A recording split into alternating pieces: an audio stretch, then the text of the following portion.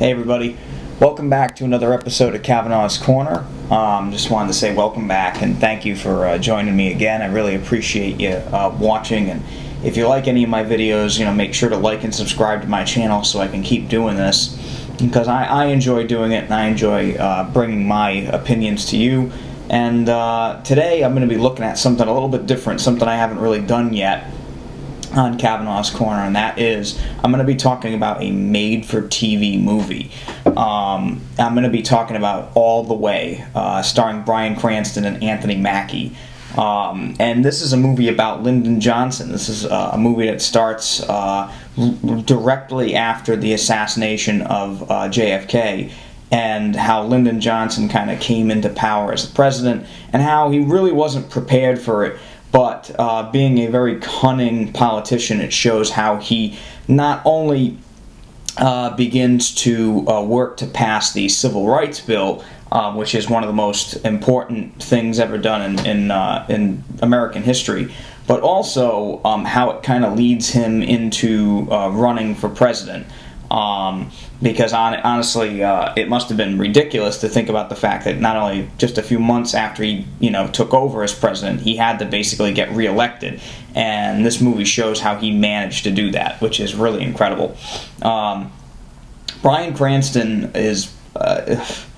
where did this guy come from? I remember watching him on Malcolm in the Middle when I was younger, and just thinking, he's a goofy guy, but whatever, I really didn't think much of him. And then he does Breaking Bad, and blows everybody away, wins every award known to man, and now he does this, and the only thing I can say is, it's really too bad that this movie did not come out in theaters. It's on HBO, that's actually where this is from, it's from HBO, but it is a film quality movie. This is not a crappy made-for-TV movie, this is a film quality movie.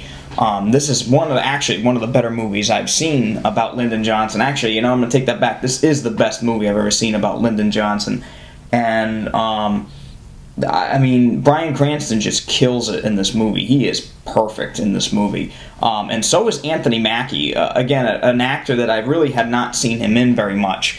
But after seeing him in the Captain America movies, the Avengers Age of Ultron, I should say, and now this, he is amazing. Anthony Mackie actually plays Martin Luther King Jr., and he's incredible in this. But, this movie is just so fantastic. Not only is it very well acted, it's actually directed very well. The gentleman that directed this movie also directed, I think he directed The Campaign, which is a comedy, and he did, kind of surprisingly enough, the first Austin Powers movie, which is very surprising. This is not a movie that is kind of lightweight. The whole movie is kind of heavy duty, but it's extremely well written. Actually, it's an adaptation of a play that was on Broadway a while back, and Bryan Cranston played Lyndon in the play, but even though this is not a play, this is a very highly dramatic film, and it's also pretty true to life, as far as I know. Again, I'm no political expert, but knowing what I know about Lyndon Johnson, this is what he did. And actually, there's a great scene in the film where he's driving with Bradley Cooper, who plays Hubert Humphreys, and they're at Johnson's ranch, and he's driving the car and drinking at the same time while he's driving on the ranch. It's kind of a funny thing to see, a sitting president do these things, but Lyndon was a very peculiar president, and he makes it as if he's losing control of the car and goes right into a lake, only to surprise Hubert in the fact that the car actually is it's an aquatic car, so it can actually ride on water. And he did that numerous times during his life to just scare the shit out of people. He got a real laugh out of that. But it's a really wild scene, because it shows you not only was Lyndon Johnson a very intense, deadly serious president, but he also liked to have a lot of fun with people. And in the end, he was just a good old boy from down south, and that also comes into play in this. This is also one of the most racially powered films I've seen in a long time.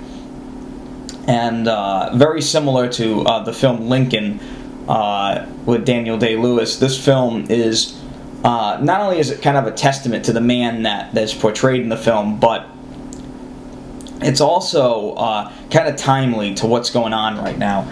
And I don't want to get into heavy politics here on my channel, but I think it's interesting that they released this movie on HBO when they did. Because right now, obviously we're in the middle of a presidential campaign, and we have a couple candidates that are running on values, and we have one candidate that is very much running on a negative campaign, I should say, is knowingly using the bigotry of the citizens of this country towards certain races of people in order to gain power.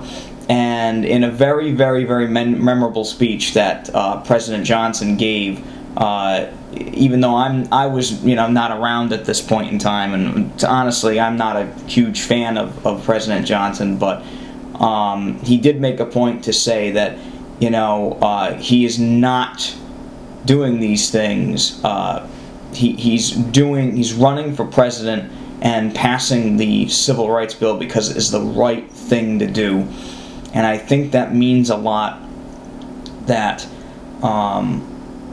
we have candidates this year that are not running on the idealistics of hatred or racism. That we have to understand that there should never be anyone that is going to hold the office of the President of the United States that has to use hatred and bigotry as a way to get into office. This should not happen. And again, if I lose viewers because of this, so be it. But it's not right. It's not the right thing to do. And even we knew about this 50 years ago, 60 years ago. So take that as you will, but it's not the right thing to do. Will never be the right thing to do. And I think this film has a wonderful message that racism has no place in this country, whether it was in the early 60s or now. It has no place in this country. And for that alone, I'm giving this my highest rating of great. By now, if you've seen my show before, I have my scale is great, good, bad, ugly. This definitely gets my highest rating of great.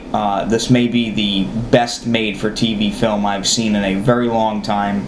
Again, everything about it was spectacular. Even the way that they shot the scenes in the White House. I love the way that the White House looked and their attention to detail.